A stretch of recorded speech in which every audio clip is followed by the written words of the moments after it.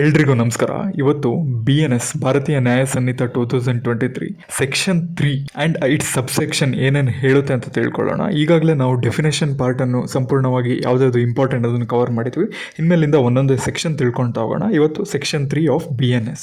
Section 3 BNS general explanation ಅಂದರೆ ಒಂದು ವಿವರಣೆ ಕೊಟ್ಟಿದ್ದಾರೆ, ಅದು ಏನೇನು ಅಂತ ತಿಳ್ಕೊಳ್ಳೋಣ ಬನ್ನಿ.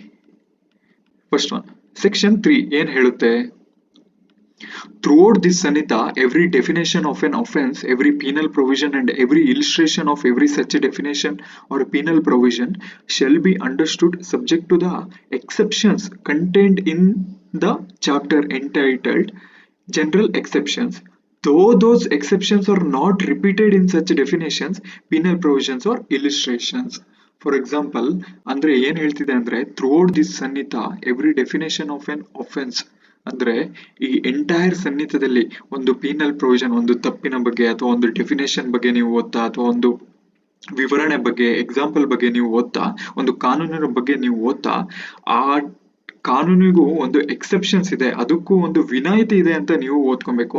ಈಗ ಹೇಳುತ್ತೆ section so and so is A punishment, ಆ ಸೆಕ್ಷನ್ ಪನಿಷ್ಮೆಂಟ್ ಅಂತ ಹೇಳುತ್ತೆ, ಆದ್ರೆ ಅದಕ್ಕೂ ಒಂದು ವಿನಾಯಿತಿ ಇದೆ, ಅದು ಎಲ್ರಿಗೂ ಅಪ್ಲೈ ಆಗಲ್ಲ ಅಂತ ಈ ಸೆಕ್ಷನ್ ಹೇಳುತ್ತೆ. ಅಂದ್ರೆ ಕಾನೂನು ಇದೆ, ಅದಕ್ಕೆ ತಪ್ಪು ಅಂತಾನು ಹೇಳುತ್ತೆ ಆ ಕಾನೂನು, ಆದ್ರೆ ಅದು ಕೆಲವರಿಗೆ ವಿನಾಯಿತಿ ಇದೆ ಅಂತ ಈ ಸೆಕ್ಷನ್ ಹೇಳುತ್ತೆ. ಅದನ್ನ you should understood with general exceptions. ಆ ಎಕ್ಸೆಪ್ಷನ್ಸ್ ಏನು ಅಂತ ತಿಳ್ಕೊಂಡು ನೀವು ಅರ್ಥೈಸ್ಕೊಂಡು ಓದ್ಬೇಕು ಅಂತ ಹೇಳುತ್ತೆ ಈ ಸೆಕ್ಷನ್. ಇನ್ನೇನ್ ಹೇಳುತ್ತೆ?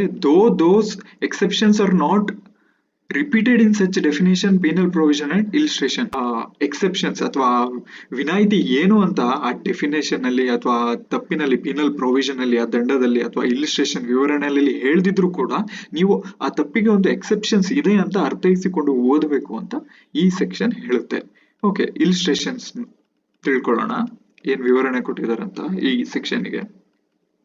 This section in this Sanhita, which contain definitions of an offence, do not express that a child under 7 years of age commit such offences, but the definitions are to be understood subject to the general exceptions, which provides that nothing shall be an offence which is done by a child under the 7 years of an age. ಅಂದ್ರೆ ಈ section ಅಥವಾ ಈ example ಏನ್ ಹೇಳ್ತಿದೆ ಅಂದ್ರೆ, ಕಾನೂನಿನಲ್ಲಿ ಎಲ್ಲೂ ಕೂಡ ಚಿಕ್ಕ ಮಕ್ಕಳು ಅಪರಾಧ ಮಾಡುವಂತಿಲ್ಲ ಅಂತ ಎಲ್ಲೂ ಹೇಳ್ದಿದ್ರು ಕೂಡ ನೀವು ಏನ್ ಅರ್ಥ ಮಾಡ್ಕೋಬೇಕಂದ್ರೆ, 7 ವರ್ಷಕ್ಕಿಂತ ಕಡಿಮೆ ವಯಸ್ಸಿನ ಮಕ್ಕಳು ಏನಾದ್ರೂ ಆತರ ಕ್ರಿಯೆಯಲ್ಲಿ ಅಥವಾ ತಪ್ಪು ಮಾಡಿದರೆ ಅದು ತಪ್ಪಲ್ಲ ಅಥವಾ ಅದು ಅಫೆನ್ಸ್ ಅಲ್ಲ, ಅವರಿಗೆ ಪನಿಷ್ಮೆಂಟ್ ಮಾಡಕ್ ಆಗಲ್ಲ ಅಂತ ನೀವು ಅರ್ಥ ಮಾಡ್ಕೋಬೇಕು ಅಂತ ಈ ಸೆಕ್ಷನ್ ಅಥವಾ ಈ ಇಲಿಸ್ಟ್ರೇಷನ್ ಹೇಳುತ್ತೆ. ಅಂದ್ರೆ 7 ವರ್ಷಕ್ಕಿಂತ ಕಮ್ಮಿ ಇರುವ ವಯಸ್ಸಿನ ಯಾವುದೇ ಮಕ್ಕಳು ಒಂದು ತಪ್ಪು ಮಾಡಿದ್ರೆ ಅದು ತಪ್ಪಲ್ಲ, ಹಾಗೆ ಅದರ ಬಗ್ಗೆ ಯಾವುದೇ ಕಾನೂನಲ್ಲೂ ಹೇಳಿಲ್ಲ ಇಲ್ಲಿ, ಆದ್ರೆ ನೀವು ಅರ್ಥ ಮಾಡ್ಕೊಬೇಕು ಅಂತ ಈ ಇಲಿಸ್ಟ್ರೇಷನ್ ಹೇಳಿದೆ. Next, illustration B. A police officer without warrant apprehends Z who has committed murder. Here, A is not guilty of an offence of a wrongful confinement, for he was bound by the law to apprehend Z, and therefore the case falls within the general exceptions, which provided that nothing is an offence which is done by any person who is bound by law to do it. ಅಂದ್ರೆ ಇಲ್ಲಿ ಏನ್ ಹೇಳುತ್ತೆ, A ಎಂಬ ಒಬ್ಬ ಹೆಸರಿನ police officer ಅಥವಾ ವ್ಯಕ್ತಿ Z murder ಮಾಡ್ತಿರೋದನ್ನು ನೋಡ್ತಾನೆ, ಅವನನ್ನ ತಕ್ಷಣ ವಾರೆಂಟ್ ಇಲ್ದೇನೆ ಅಥವಾ ಒಂದು ಡಾಕ್ಯುಮೆಂಟ್ ಇಲ್ದೇನೆ ಅರೆಸ್ಟ್ ಮಾಡಕ್ಕೆ ಹೋಗ್ತಾನೆ. ಹಾಗೆ ಅರೆಸ್ಟ್ ಮಾಡ್ತಾನೆ. ಅವಾಗ Z ಕೇಳ್ಬೋದು, ಯಾಕ್ರಿ ನನ್ನ ಅರೆಸ್ಟ್ ಮಾಡ್ತಿರೋ, ನಿಮ್ಮ ಹತ್ರ ಏನು ವಾರೆಂಟ್ ಇದೆ ಅಂತ. ಅವನಿಗೆ ಏನು ರೀಸನ್ಸ್ ಕೊಡೋದೇ ಬೇಡ, ಅದು ಈ ಸೆಕ್ಷನ್ ಹೇಳುತ್ತೆ. ಅಂದ್ರೆ A police can arrest without warrant, ಅವನನ್ನ ರಾಂಗ್ಫುಲ್ ಆಗಿ ಅಥವಾ ಅವನನ್ನ ಇಲ್ಲಿಗಲ್ ಆಗಿ ಅವನನ್ನ ಬಂಧಿಸಿದ್ದಾರೆ ಅಂತ ಅವನ ಮೇಲೆ ಯಾವುದೇ ಕೇಸನ್ನು ದಾಖಲಿಸಕ್ ಆಗಲ್ಲ, ಅದು ಜನರಲ್ ಎಕ್ಸೆಪ್ಷನ್ಸ್ ಅಥವಾ ವಿನಾಯಿತಿ ಒಳಗೆ ಬರುತ್ತೆ ಅಂತ ಹೇಳಿದ್ದಾರೆ. ನೆಕ್ಸ್ಟ್, ಸೆಕ್ಷನ್ 3 ಸಬ್ಸೆಕ್ಷನ್ 2 ಏನ್ ಹೇಳುತ್ತೆ? Every expression which is explained in any part of this Sanhita is used in every part of this Sanhita in conformity with explanation. ಅಂದ್ರೆ ಇದರ ಅರ್ಥ, ಈ ಪುಸ್ತಕದಲ್ಲಿ ಅಥವಾ ಈ ಸನ್ನಿಹಿತದಲ್ಲಿ ಬಳಸಲಾದ ಪ್ರತಿಯೊಂದು ಪದ ಅಥವಾ ಪದದ ಗುಚ್ಛಗಳು ಸನ್ನಿಹಿತದ ಉದ್ದಕ್ಕೂ ಒಂದೇ ಅರ್ಥವನ್ನು ಹೊಂದಿದೆ ಅಂತ ಈ ಎಕ್ಸ್ಪ್ಲನೇಷನ್ ಹೇಳುತ್ತೆ. ಹಾಗೆ there are no hidden meanings or a different interpretation on depending where it appears ಅಂತ ಈ ಕ್ಲಾಸ್ ಹೇಳುತ್ತೆ, ಈ ಸೆಕ್ಷನ್ ಸಬ್ ಸೆಕ್ಷನ್ ಹೇಳುತ್ತೆ. Next,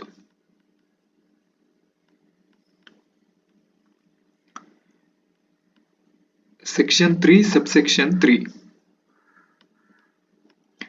When a property is in the possession of a person, spouse, clerk, or a servant, on account of that person, it is in that person's possession within the meaning of this Sannita. Explanation. A person employed temporarily or on a particular occasion in the capacity of a clerk or a servant is a clerk or a servant within the meaning of this subsection. ಅಂದ್ರೆ when property is in the possession of a person's spouse, clerk or servant on account of that person, it is in that person's possession within the meaning of this ಸನ್ನಿತ. ಅಂದ್ರೆ ಈ ಸನ್ನಿತದಲ್ಲಿ ನಿಮಗೆ ಸಂಬಂಧಪಟ್ಟ ಯಾವುದಾದ್ರೂ ವಸ್ತುವನ್ನು ನಿಮ್ಮ ಹೆಂಡತಿ ಅಥವಾ ನಿಮ್ಮ ಕೆಲಸದವರು ಏನಾದ್ರೂ ಅದನ್ನು ಹಿಡ್ಕೊಂಡಿದ್ರೆ, ನಿಮ್ಮ ಪ್ರಾಪರ್ಟಿನ ಹಿಡ್ಕೊಂಡಿದ್ರೆ, ಅದು ನೀವೇ ಹಿಡಿದುಕೊಂಡಂತೆ ಇವಂದೋ ಅವ್ರ ಕೈಯಲ್ಲಿ ಇರ್ಬೋದು. ಈಗ ಫಾರ್ ಎಕ್ಸಾಂಪಲ್, ನಿಮ್ಮ ಮನೆಯ ಕೆಲಸದವನು ನಿಮ್ಮ ಗಾಡಿನ ಓಡಿಸ್ತಿರ್ಬೋದು, ಆದ್ರೆ he will be not having the possession, ನಿಮ್ಮ ಹತ್ರನೇ ಪೊಸೆಷನ್, ಅದರ ಸೌಮ್ಯ ನಿಮ್ಮ ಹತ್ರನೇ ಇರುತ್ತೆ, ಆದ್ರೆ ಅವ್ರ ಹತ್ರ ಇರ್ಬೋದು. ಹಾಗೆ ಇನ್ನೊಂದು ಎಕ್ಸಾಂಪಲ್ ಕೊಡೋದಾದ್ರೆ, ನಿಮ್ಮ ಗೋಲ್ಡ್ ಜ್ಯುವೆಲರಿಯನ್ನು ವೈಫ್ ಅವರ ಬೀರಲ್ಲಿ ಇಟ್ಕೊಂಡ್ರೆ ಅದು ಅವರ ಪೊಸೆಷನ್ ಅಥವಾ ಅವರ ಸೌಮ್ಯದಲ್ಲಿ ಇದೆ ಅಂತ ಅರ್ಥ ಅಲ್ಲ, ಅದು ನಿಮ್ಮ ಸೌಮ್ಯದಲ್ಲೇ ಇದೆ ಅಂತ ಇದರ ಅರ್ಥ ಹೇಳುತ್ತೆ. Next, a person employed temporarily or on a particular occasion in the capacity of a clerk or a servant is a clerk or a servant within the meaning of subsection. ಅಂದ್ರೆ if you hire a temporary helper to clean your house and ಅಂದ್ರೆ ಯಾರನ್ನಾರು ಒಂದು ಸೀಮಿತ ಅವಧಿಗೆ ಕೆಲಸದವ್ರನ್ನ ಅಥವಾ ಯಾರನ್ನಾರು ನೀವು ಒಂದು appoint ಮಾಡ್ಕೊಂಡ್ರೆ, ಅಂದ್ರೆ ನಿಮಗೆ ಸಂಬಂಧಪಟ್ಟ ಅಥವಾ ನಿಮಗೆ ನಿಮ್ಮ ವಸ್ತುಗಳನ್ನು ಅವರೇನಾದ್ರು ಹಿಡ್ಕೊಂಡಿದ್ರೆ ಅದು ನಿಮ್ಮ ಪರವಾಗಿ ಹಿಡ್ಕೊಂಡಿದ್ದಾರೆ ಅಂತ ಅರ್ಥ ಆಗುತ್ತೆ. ಅದು ಬಿಟ್ಟು ಅವರೇ ಅದು ಓನರ್ ಅಥವಾ ಅವರ ಸೌಮ್ಯದಲ್ಲಿ ಇದೆ ಅಂತ ಅರ್ಥ ಅಲ್ಲ ಅಂತ ಈ ಎಕ್ಸ್ಪ್ಲನೇಷನ್ ಅಥವಾ ಈ ಸೆಕ್ಷನ್ 3 ಸಬ್ಸೆಕ್ಷನ್ 3 ಹೇಳುತ್ತೆ. ಅಂದ್ರೆ ನಿಮ್ಮ ವಸ್ತುಗೆ ನೀವೇ ಓನರ್, ಇವೊಂದು ಇಫ್ ಸಂಬಡಿ ಈಸ್ ಅದನ್ನು ಹಿಡ್ಕೊಂಡಿದ್ದಾರೆ ಅಥವಾ ಅದನ್ನು ಅವರ ಕೈಯಲ್ಲಿ ಇದ್ರೂ ಕೂಡ ನಿಮ್ಮ ವಸ್ತುಗೆ ನೀವೇ ಓನರ್ ಅಂತ ಹೇಳುತ್ತಾ ಇತ್ತು. Next, Section 3, subsection 4. In every part of this Sannita, except where a contrary intention appears from the context, words which refer to acts done extend also to illegal omissions. ಇದರ ಅರ್ಥ ಸಿಂಪಲ್ ಆಗಿ ಹೇಳೋದಾದ್ರೆ, this law means that if the law says that you should do something like pay taxes or follow traffic rules and you don't do it, that considered as an illegal omissions ಅಂತ. ಅಂದ್ರೆ ಈಗ ಕಾನೂನು ಏನ್ ಹೇಳುತ್ತೆ, ನೀವು ಕಾನೂನು ಪಾಲನೆ ಮಾಡ್ಬೇಕಂದ್ರೆ ತೆರಿಗೆ ಕಟ್ಟಬೇಕು ಅಥವಾ ಟ್ರಾಫಿಕ್ ನಿಯಮಗಳು ಅಥವಾ ರೂಲ್ಸ್ ಅನ್ನು ಫಾಲೋ ಮಾಡ್ಬೇಕಂತ. ನೀವು ಅದನ್ನು ಮಾಡದಿದ್ರೆ ನೀವು ಇಲ್ಲಿಗಲ್ ಒಮಿಷನ್, ಕಾನೂನು ಬಾಹಿರ ಮಾಡಿದ್ದೀರಾ ಅಥವಾ ಅಪರಾಧದ ಕಾನೂನಿನಲ್ಲಿ ಕಾನೂನು ಬಾಹಿರ ಲೋಪ ಅಥವಾ ಇಲ್ಲಿಗಲ್ ಒಮಿಷನ್ಸ್ ಮಾಡಿದ್ದೀರಾ ಅಂತ ಪರಿಗಣಿಸಲಾಗುತ್ತೆ ಅಂತ ಇದು ಹೇಳುತ್ತೆ. Next, Section 3, subsection 5. When a criminal act is done by several persons in furtherance of a common intention of all, each of such persons is liable for that act in the same manner as if it were done by him alone. ಇದರ ಅರ್ಥ, ನೀವು ಒಂದು ಗುಂಪು ಕಟ್ಕೊಂತೀರಾ, group of criminal act is done by several person in furtherance of a common intention. ನೀವೆಲ್ಲ ಒಂದು ಗುಂಪು ಕಟ್ಕೊಂಡು ಒಂದು ಕ್ರಿಮಿನಲ್ ಆಕ್ಟ್ ಅಥವಾ ಒಂದು ಕ್ರಿಮಿನಲ್ ಕೆಲಸ ಮಾಡೋಣ ಅಂತ, ಅಪರಾಧದ ಕೃತ್ಯ ಮಾಡೋಣ ಅಂತ ಪ್ಲಾನ್ ಆಗ್ತೀರಾ. ಅದರಲ್ಲಿ ನಿಮ್ಮ ಗುಂಪಿನಲ್ಲಿ ಒಂದು 2-3 ಜನ ಹೋಗಿ ನಿಜವಾಗ್ಲೂ ಮಾಡ್ತಾರೆ. ಆವಾಗ ಏನಾಗುತ್ತೆ, ನೀವೆಲ್ಲರೂ ಆ ಅಪರಾಧಕ್ಕೆ ಹೊಣೆ ಆಗ್ತೀರಾ. ಎಕ್ಸಾಂಪಲ್, ನಿಮ್ಮ ಸ್ನೇಹಿತರ ಗುಂಪು ಒಂದು ಬ್ಯಾಂಕ್ ಅನ್ನು ದರೋಡೆ ಮಾಡಕ್ಕೆ ಯೋಚನೆ ಮಾಡ್ತೀರಾ. ಪ್ಲಾನು, ಬ್ಲೂ ಪ್ರಿಂಟ್ ಎಲ್ಲರೂ ಒಟ್ಟಿಗೆ ಕುತ್ಕೊಂಡು ಪ್ಲಾನ್ ಮಾಡ್ತೀರಾ. ಆದ್ರೆ ಅದರಲ್ಲಿ ನಿಮ್ಮಲ್ಲಿ ಒಂದು 2 ಜನ ಮಾತ್ರ ಹೋಗಿ ಬ್ಯಾಂಕ್ ಲೂಟಿ ಮಾಡ್ಕೊಂಡ್ ಬರ್ತಾರೆ. ಹಾಗೆ ಆವಾಗ ಏನಾಗುತ್ತೆ, ಅದರಲ್ಲಿ 2 ಜನ ಹೋಗಿ ಬ್ಯಾಂಕ್ ಲೂಟಿ ಮಾಡ್ಕೊಂಡ್ ಬಂದ್ರು, ನೀವು ಪ್ಲಾನ್ ಕೊಟ್ಟಿರ್ತೀರ, ಐಡಿಯಾ ಕೊಟ್ಟಿರ್ತೀರ. ಹಂಗೆ ಇದೇನ್ ಹೇಳುತ್ತೆ, ಅದಕ್ಕೆ ನೀವೆಲ್ಲರೂ ಹೊಣೆ ಆಗ್ತೀರಾ ಅಂತ ಈ ಸೆಕ್ಷನ್ ಹೇಳುತ್ತೆ. when a criminal act is done by several persons in furtherance of a common intention, ಒಂದೇ ಉದ್ದೇಶ, each of such person is liable for the act in the same manner as if it were done by him alone. ಅಂದ್ರೆ ಇದ್ರಲ್ಲಿ ಒಬ್ಬ ಮಾಡಿದ್ರು ಎಲ್ಲರೂ ತಪ್ಪಿತಸ್ಥರೆ ಅಂತ ಈ section ಹೇಳುತ್ತೆ. Section 3, subsection 6. Whenever an act which is criminal only by reason of its being done with a criminal knowledge or intention is done by several persons, each of such person who joins in the act with such knowledge or intention, very important, with such knowledge or intention, is liable for the act in the same manner as if the act were done by him alone with a knowledge or intention. ಇದರ ಅರ್ಥ in simple ಆಗಿ ಅಥವಾ ಒಂದು simple ಪದಗಳಲ್ಲಿ ಹೇಳ್ತಾರೆ, if a group of people commit a crime together, ಅಂದ್ರೆ ಒಂದು ಗುಂಪಿನ ಜನರು commit a crime together and they all know about the crime and intended to do it, they all know what is the crime ಏನಾಗುತ್ತೆ ಅಂತ and intended to do it, then each is equally responsible for the crime just as if they had done it alone. ಅಂದ್ರೆ ಸ್ನೇಹಿತರ ಗುಂಪು ಒಂದು ಕಾರನ್ನು ಕದಿಯಕ್ಕೆ ಯೋಚನೆ ಮಾಡ್ತಾರೆ ಅನ್ಕೊಳ್ಳಿ, ಹಾಗೆ ಅವರೆಲ್ಲರೂ ಯೋಜನೆ ಬಗ್ಗೆ ತಿಳಿದಿರ್ತಾರೆ ಮತ್ತು ಕಳ್ಳತನದಲ್ಲಿ ಭಾಗವಹಿಸ್ತಿರ್ತಾರೆ. ಎಲ್ರಿಗೂ ಗೊತ್ತು ಆ ಯೋಜನೆ ಏನು, ಹೇಗೆ ಕಾರ್ ಕದಿಬೇಕು, ಎಷ್ಟೊತ್ತಿಗೆ ಅಂತ. ಅವರು ಕಾರನ್ನು, ಅದರಲ್ಲಿ ಒಬ್ಬ ಮಾತ್ರ ಕಾರಿನ ಕೀ ಕದಿಬಹುದು, ಒಬ್ಬ ಮಾತ್ರ ಗಾಡಿ ಓಡಿಸ್ಬೋದು. ಹಾಗೆ ಅವರು ಯಾರು ಕಾರ್ ಕೀ ಕದೀತಾರಲ್ವಾ ಅವ್ರು ಮಾತ್ರ ಕಳ್ಳರು ಅಂತ ಹೇಳಲ್ಲ. ಎಲ್ಲರೂ who has the knowledge and intention, ಅವ್ ಕದಿಬೇಕು, ಇವತ್ತು ಸಂಜೆ ಆ ಕಾರನ್ನು ಹೇಗಾದ್ರೂ ಮಾಡಿ ಕದಿಬೇಕು ಅಂತ ಪ್ಲಾನ್ ಹಾಕಿರ್ತಾರಲ್ಲ, ನೀವೆಲ್ಲರೂ equally responsible if you have the knowledge and intention ಅಂತ. ನಿಮಗೆ ಆ ವಿಷಯದ ಬಗ್ಗೆ ನಾಲೆಡ್ಜು ಗೊತ್ತಿದ್ರೆ ಅಥವಾ ತಿಳಿದಿದ್ರೆ ಹಾಗೆ ನೀವೆಲ್ಲರೂ ಈಕ್ವಲಿ ಲಯಬಲ್ ಅಂತ ಹೇಳಿದೆ. ಯಾರೋ ಒಬ್ಬ ಮಾಡಿದ್ರು ಕೂಡ ನೀವೆಲ್ಲರೂ ಈಕ್ವಲಿ ಲಯಬಲ್ ಅಂತ ಈ ಸೆಕ್ಷನ್ ಹೇಳುತ್ತೆ. Next section 3 subsection 7.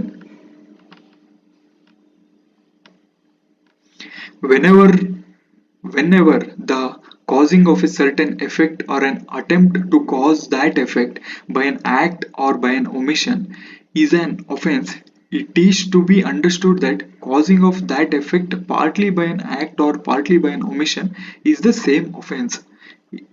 Illustration: A intentionally causes Z's death partly by illegal omitting to give Z food and partly by beating Z. A has committed murder. ಇದರ ಅರ್ಥ ಸಾಮಾನ್ಯ ಪದಗಳಲ್ಲಿ ಹೇಳೋದಾದ್ರೆ, ಅಂದ್ರೆ whenever causing a certain effect or attempt to cause a effect by an act or omission, ಅಂದ್ರೆ ಒಂದು ಕ್ರಿಯೆ ಅಥವಾ ಒಂದು ಒಮಿಷನ್ ಇಂದ ಅಥವಾ ಒಂದು ಲೋಪದಿಂದ ಒಂದು ನಿರ್ದಿಷ್ಟ ಪರಿಣಾಮವನ್ನು ಉಂಟು ಮಾಡೋದು ಒಬ್ರ ಮೇಲೆ, ಅಂಡ್ ಈಸ್ ಅನ್ ಅಫೆನ್ಸ್, ಅದು ತಪ್ಪು ಅಂತ ಹೇಳಿದ್ದಾರೆ. It is to be understood that causing of that effect partly by an act or partly by an omission is the same offense. ಅಂದ್ರೆ ಭಾಗಾಂಶ ಏನಾದ್ರೂ ಪಾರ್ಟ್ಲಿ ನಿಮ್ಮ ಆಕ್ಟ್ ಒಂದು ಕ್ರಿಯೆ ಅಥವಾ ನಿಮ್ಮ ಲೋಪಗಳು ಅವ್ರಿಗೆ ಏನಾದ್ರೂ ಒಂದು ಎಫೆಕ್ಟ್ ಅಥವಾ ಅವ್ರಿಗೆ ಏನಾದ್ರೂ ಒಂದು ಪರಿಣಾಮ ಉಂಟು ಮಾಡಿದ್ರೆ ಅದು ಭಾಗಾಂಶವೇ ಆಗಿದ್ರೂ ಕೂಡ ಅದು ತಪ್ಪೆ ಅಥವಾ ಒಫೆನ್ಸೆ ಅಂತ ಹೇಳುತ್ತೆ, ಅಪರಾಧನೆ ಅಂತ ಹೇಳುತ್ತೆ. For example, A intentionally causes Z's death by partly by illegally omitted to give Z's food or partly by beating Z's.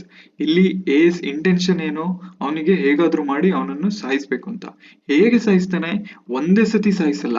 ಝಡ್ಡಿಗೆ ಏನ್ ಮಾಡ್ತಾನೆ, ಒಂದ್ ಸ್ವಲ್ಪ ಹೊಡಿತಾನೆ, ಆಮೇಲೆ ಒಂದ್ ಸ್ವಲ್ಪ ಅವನಿಗೆ ಕೊಡ್ಬೇಕಾಗಿದ್ದ ಊಟ ತಿಂಡಿಗಳನ್ನು ದೂರ ಮಾಡ್ತಾನೆ. ಆವಾಗ ಏನಾಗುತ್ತೆ, ನಿಮ್ಮ ಒಟ್ಟು ಕೆಲಸಗಳು, ಒಟ್ಟು ಕಂಬೈನ್ಡ್ ಆಕ್ಷನ್, ನಿಮ್ಮ ಒಟ್ಟು ಈ ಕ್ರಿಯೆಯಿಂದ ಅವನ ಸಾವಾಗಿದೆ. ಹಾಗಾಗಿ ಅವನಿಗೆ ಮರ್ಡರ್ ಮಾಡಿದ್ಯಾ ಅಥವಾ ಅವನ ಒಂದು ಕೊಲೆ ಎಸಗಿದ್ದಾನೆ ಎಂಬ ಅವನಿಗೆ ಶಿಕ್ಷೆ ಆಗುತ್ತೆ. ಕೊಲೆ ಎಸಗಿದ್ದಾನೆ ಎಂಬ ಒಂದು ಶಿಕ್ಷೆ ಅವನಿಗೆ ಆಗುತ್ತೆ. ಯಾಕಂದ್ರೆ ಇಲ್ಲಿ ನೀವು ಅವನು ಡೈರೆಕ್ಟ್ ಆಗಿ ಕೊಲೆ ಮಾಡಿಲ್ಲ, ಆದ್ರೆ ಏನ್ ಮಾಡಿರ್ತೀರಾ, ಪಾರ್ಟ್ಲಿ ಇಂಡೈರೆಕ್ಟ್ಲಿ, ಹೇಗೆ ವಿತ್ ಇಂಟೆನ್ಷನ್ ಅವನಿಗೆ ತೊಂದರೆ ಕೊಟ್ಟು ನಿಮ್ಮ ಆಕ್ಷನ್ ಇಂದ, ನಿಮ್ಮ ಒಂದು ಕ್ರಿಯೆಯಿಂದ ಅವನಿಗೇನು ಫುಡ್ ಕೊಡಲ್ಲ ಅಥವಾ ಆಮೇಲೆ ಊಟ ಕೊಡದೆ ಹೊಡೆಯೋದು, ಅದು one of the famous celebrity case ನಿಮಗೆ ಗೊತ್ತಿರ್ಬೋದು. ಆ ತರ ಏನಾದ್ರೂ ನೀವು ಮಾಡಿದ್ರೆ you will B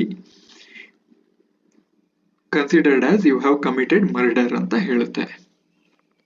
section 3 subsection 8. When an offense is committed by means of several acts, whoever intentionally cooperates in the commission of that offense by doing any one of those acts, very important, by doing any one of those acts either singly or jointly with any other person commits that offense. Very important. ಇದರಲ್ಲಿ ನೀವು ಏನೇನ್ ಮಾಡ್ಕೊಬೇಕು, ಇದರ ಅರ್ಥ ಏನು ತಿಳ್ಕೊಳ್ಳೋಣ. For simple ಆಗಿ ಹೇಳೋದಾದ್ರೆ, If a crime is done in a few steps, anyone who helps with any one of these steps is considered guilty of crime, even if they didn't do everything. ಅಂದ್ರೆ ಈಗ ಒಂದು crime commit ಆಗ್ತಿದೆ, ಅದರಲ್ಲಿ ನಿಮ್ಮ contribution ಸ್ವಲ್ಪ ಕೊಟ್ಟಿದ್ರು ಕೂಡ ನೀವು ಅಪರಾಧ ಮಾಡಿದ್ದೀರಾ ಅಂತ ನಿಮ್ಮನ್ನು ಜೈಲಿಗೆ ಹಾಕ್ಬೋದು ಅಥವಾ ಒಳಗೆ ಹಾಕ್ಬೋದು. ಅಂದ್ರೆ ಇದರಲ್ಲಿ ನಿಮ್ಮ ಕಾಂಟ್ರಿಬ್ಯೂಷನ್ ಚೂರ್ ಇರ್ಬೋದು. ನೋಡಿ, whoever intentionally cooperates in the commission of the ಈಗ ಕಿಡ್ನಾಪಿಗೆ ಕಾರ್ ಸಪ್ಲೈ ಮಾಡೋದು ಆ ತರದೇ. ಫಾರ್ ಎಕ್ಸಾಂಪಲ್, ನಿಮ್ಮ ಸ್ವಲ್ಪ ಕಾಂಟ್ರಿಬ್ಯೂಷನ್ ಇದ್ರೂ ಕೂಡ ನೀವು ಅಪರಾಧಕ್ಕೆ ಒಳಗಾಗ್ತೀರಾ ಅಂತ ಈ ಸೆಕ್ಷನ್ ಹೇಳುತ್ತೆ. ಈಗ ಇಲಿಸ್ಟ್ರೇಷನ್ಸ್ ಪಾರ್ಟ್ ನೋಡೋಣ. A and B agree to murder Z by severally and at different times by giving him a small doses of poison, very important, and A and B administer the poison according to the agreement with the intent to murder Z. Z dies from the effects of several doses of poison so administered to him. Hence, A and B intentionally cooperate in commission of a murder, and as each of them does not act by which the death is caused, they are both guilty of the offense, though their acts are separate.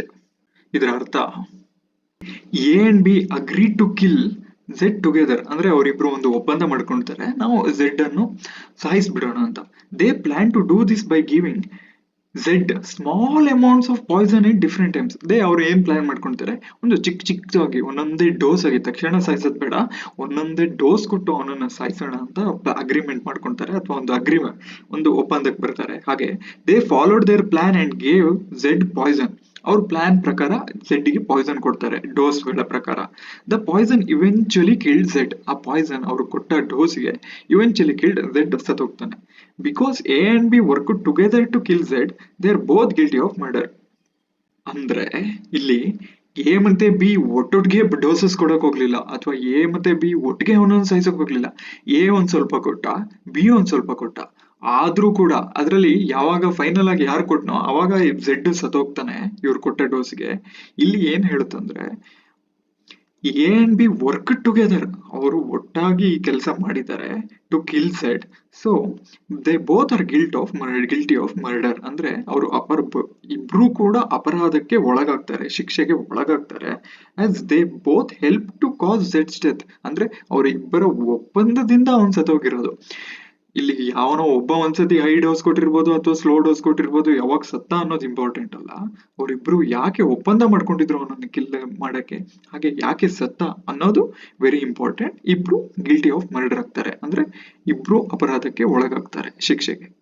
A and B are the joint jailers and as such have the charge of Z a prisoner alternatively for 6 hours at the time. ಇಬ್ರು jailers, ಅಂದ್ರೆ jailer movie ನೋಡಿದಿರಲ್ಲ ರಜನಿಕಾಂತ್ ಇಂದ, ಹೇಗೆ ಜೈಲಿಗೆ ಒಬ್ಬ ಅಧಿಕಾರಿಯಾಗಿರ್ತಾನೆ ಈ ಕೈದಿಗಳನ್ನು ನೋಡ್ಕೊಳಕ್ಕೆ, ಅದಕ್ಕೆ jailer ಅಂತ ಹೇಳ್ತಾರೆ.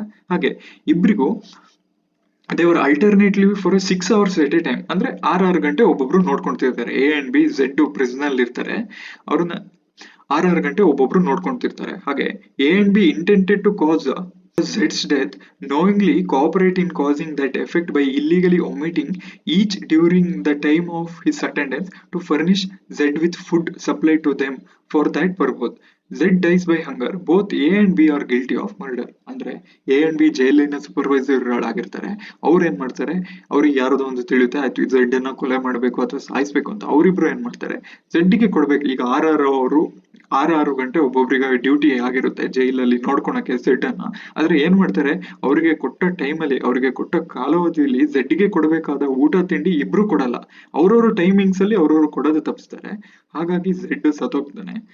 ಆ ಕಾರಣಕ್ಕೆ ಇಬ್ರು ಕೂಡ ಈಗ ಒಟ್ಟಿಗೆ ಅವರು ಕಮಿಟ್ ಮಾಡಿಲ್ಲ, ಅವ್ರವ್ರ ಟೈಮಿಂಗ್ಸ್ ಅಲ್ಲಿ ಮಾಡಿರ್ಬೋದು, ಆದ್ರೆ they both guilty of murder of Z. ಅಂದ್ರೆ ಅವರಿಬ್ರು ಶಿಕ್ಷೆಗೆ ಒಳಗಾಗ್ತಾರೆ ಅಂತ ಈ ಸೆಕ್ಷನ್ ಹೇಳುತ್ತೆ, ಅಥವಾ ಈ ಇಲಿಸ್ಟ್ರೇಷನ್ ಹೇಳುತ್ತೆ. ನೆಕ್ಸ್ಟ್ ಇಲಿಸ್ಟ್ರೇಷನ್ ಏನ್ ಹೇಳುತ್ತೆ, A jailer has the charge of Z, a prisoner. A, intending to cause Z's death, illegally omits to supply the Z with food, in consequence of which Z is much reduced in strength, but the starvation is the not sufficient cause to death. A is dismissed from his office and B succeeds him. B, without collusion or cooperation with A, illegally omits to supply Z with the food, knowing that he is likely to thereby cause Z's death. Z dies by hunger. B is guilty of murder, but as A did not cooperate with B, A is guilty only of attempt to commit murder. ಅಂದ್ರೆ ಈ illustration ಹೇಗೆ ಹೇಳೋದಂದ್ರೆ ಇದರಲ್ಲಿ murder ಅಂದ್ರೆ ಏನು, attempt to murder ಅಂದ್ರೆ ಏನು ಅದರ ಬಗ್ಗೆ ಹೇಳುತ್ತೆ. ಹಾಗೆ ಕೋಆಪರೇಷನ್ ಇದೆಯಾ ಇಲ್ವಾ ಅಂತ, ಒಂದು ಕ್ರೈಮ್ ಕಮಿಟ್ ಮಾಡಿದ ಕೋಆಪರೇಷನ್ ಇದೆಯಾ ಇಲ್ವಾ ಅಂತ ಅದ್ರ ಬಗ್ಗೆ ಕೂಡ ಹೇಳುತ್ತೆ. ದೇರ್ ಆರ್ 2 ಜೈಲರ್ಸ್, 2 ಜೈಲರ್ಸ್ ಇರ್ತಾರೆ. ಅಂದ್ರೆ ಯಾರು, ಕಾರಾಗೃಹ ಅಧಿಕಾರಿಗಳು, ಎ ಅಂಡ್ ಬಿ ಅಂತ ಅವ್ರ ಹೆಸರು. ಅಂಡ್ ಆ ಜೈಲಲ್ಲಿ ಒಬ್ಬ ಪ್ರಿಸ್ನರ್ ಇರ್ತಾನೆ ಝೆಡ್ ಅಂತ. A intentionally starves Z to try to kill him. ಇದರಲ್ಲಿ ಅವನನ್ನ ಸಾಯಿಸ್ಬೇಕಂತ ಏನ್ ಮಾಡ್ತಾನೆ, ಅವನಿಗೆ ಊಟ ತಿಂಡಿ ಕೊಡೋದನ್ನು ನಿಲ್ಲಿಸ್ತಾನೆ. But Z survives. ಅವನು ಆತರ ಊಟ ತಿಂಡಿ ಕೊಡದಿದ್ರು ಅವನು ಸರ್ವೈವ್ ಆಗ್ತಾನೆ. ಅವನ ಸ್ಟ್ರೆಂತ್ ಕಮ್ಮಿ ಆಗುತ್ತೆ, ಆದ್ರೂ ಕೂಡ ಅವನು ಸರ್ವೈವ್ ಆಗ್ತಾನೆ.